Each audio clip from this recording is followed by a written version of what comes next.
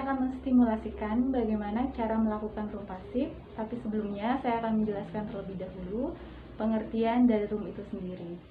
Room adalah suatu tindakan untuk memberikan latihan rentang gerak pada setiap persendihan pada pasien yang mengalami keterbatasan dalam pergerakan. Kemudian, room pasif itu sendiri adalah room yang dilakukan pada pasien dengan bantuan perawat ataupun bantuan dari keluarga. Adapun tujuan dilakukan room itu sendiri, yang pertama, untuk menjaga mobilitas persendihan, lalu yang kedua, mempertahankan kekuatan otot, lalu yang ketiga, meningkatkan pertumbuhan tulang, dan yang keempat, merangsang sirkulasi darah.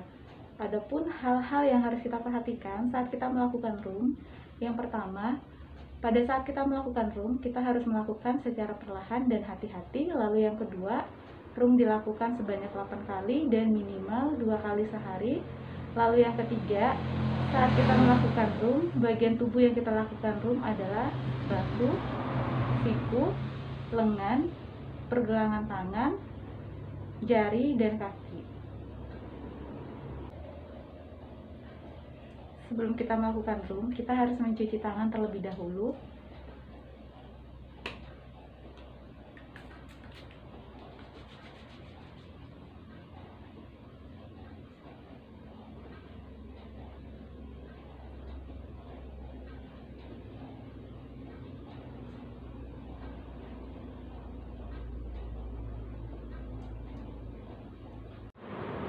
Baik, untuk gerakan room ini kita mulai dari bagian ekstremitas atas atau alat gerakan atas, dimulai dari sendi bahu ini. Untuk sendi bahu ini ada gerakan fleksi. Jadi gerakan fleksi ini adalah gerakan mengangkat lengan mendekati kepala, lalu gerakan ekstensi, gerakan menurunkan lengan mendekati sisi tubuh. Kita ulangi lagi, gerakan fleksi, lalu ada gerakan ekstensi. Untuk gerakan ini bisa dilakukan 8 kali hitungan. Kemudian ada masih bagian sendi bahu, kita lakukan gerakan abduksi, gerakan menjauhi tubuh, lalu ada aduksi mendekati tubuh, abduksi menjauhi tubuh, aduksi mendekati tubuh. Lalu setelah bagian sendi bahu, kita pindah ke bagian siku-siku. Bagian siku-siku ini ada gerakan fleksi, di mana gerakan fleksi ini adalah gerakan mendekati bahu, lalu ada ekstensi, yaitu kebalikan dari gerakan fleksi, yaitu menjauhi bahu, fleksi, ekstensi. Untuk gerakan ini juga sama, dilakukan sebanyak 8 kali hitungan. Kemudian kita pindah ke bagian pergelangan tangan. Untuk bagian pergelangan tangan ini ada gerakan fleksi, ekstensi, hiperekstensi, abduksi. Untuk abduksi ini adalah gerakan mendekati jari jempol. Kemudian ada adduksi. Untuk adduksi ini adalah gerakan mendekati jari kelingking. Kita ulangi lagi, fleksi, ekstensi, hiperekstensi, abduksi, abduksi. Lalu kemudian setelah bagian pergelangan tangan, kita lanjutkan lagi ke bagian jari-jari tangan. Untuk gerakan jari-jari tangan ini ada gerakan fleksi, kemudian ekstensi, hiperekstensi, abduksi, aduksi. Kita ulangi lagi, fleksi, ekstensi, hiperekstensi, abduksi atau gerakan menjauhi tubuh, aduksi gerakan mendekati tubuh. Kemudian masih di bagian jari-jari tangan ini.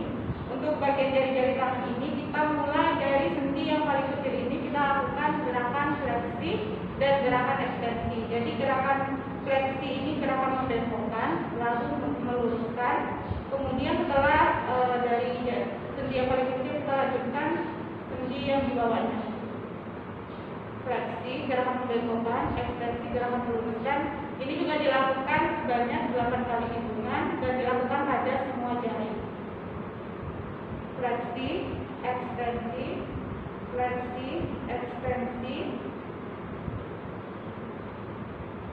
fleksi, ekstensi, fleksi, ekstensi, kemudian fleksi, ekstensi, fleksi, ekstensi, fleksi, ekstensi, fleksi, ekstensi, fleksi, ekstensi, fleksi, ekstensi, fleksi, ekstensi, fleksi, ekstensi, fleksi atau gerakan membengkokkan, ekstensi, gerakan meluruskan. Kemudian masih di bagian jari-jari tangan ini adalah gerakan aposisi. Jadi gerakan aposisi ini adalah gerakan untuk ibu jari.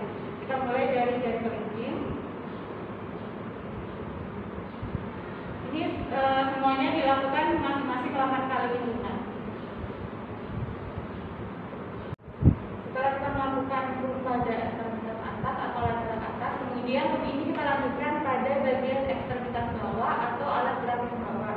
Nah, untuk ekstremitas bawah ini kita lakukan pada daerah pinggul, di mana gerakannya adalah fleksi, ekstensi, fleksi, ekstensi. Ini dilakukan sebanyak 8 kali hitungan. Kemudian setelah bagian pinggul kita lanjutkan untuk bagian lutut ini. Untuk bagian lutut ini ada gerakan fleksi dan ekstensi, yaitu fleksi, ekstensi, fleksi, ekstensi. Dan untuk bagian lutut ini juga bisa kita lakukan gerakan abduksi dan abduksi. Untuk gerakan abduksi yaitu gerakan menjauhi tubuh, lalu abduksi gerakan mendekati tubuh, abduksi, abduksi. Kemudian selanjutnya setelah bagian lutut ini kita lanjutkan ke bagian pergelangan kaki. Untuk bagian pergelangan kaki ini gerakannya juga masih sama, yaitu gerakan fleksi dan ekstensi, di mana gerakan fleksi ini gerakan mengangkat jari-jari kaki menghadap ke atas, fleksi. Kemudian ekstensi yaitu gerakan meluruskan kembali, fleksi, ekstensi. Lalu selanjutnya masih bagian pergelangan kaki ini ada gerakan rotasi, di mana untuk gerakan rotasi ini kita gerakan rotasi ke arah dalam dan ke arah luar dengan 8 kali hitungan, di mana ke arah dalam itu ke arah mendekati jempol. Ini kita lakukan 8 kali hitungan.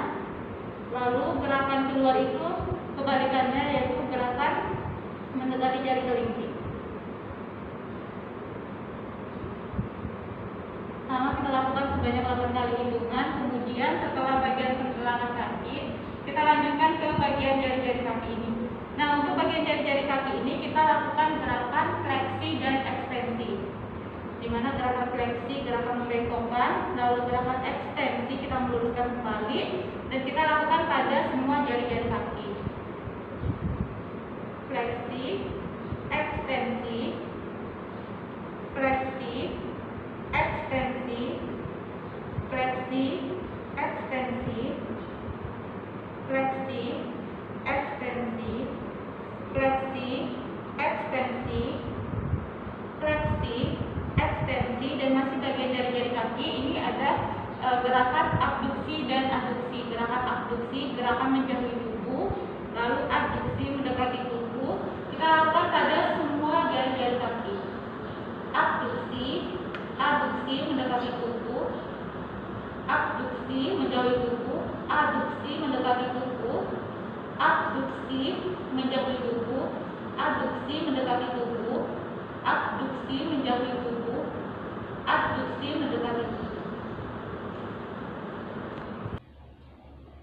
Demikianlah simulasi room pasif yang bisa saya berikan. Anda bisa melakukan room pasif pada pasien yang mengalami keterbatasan dalam pergerakan.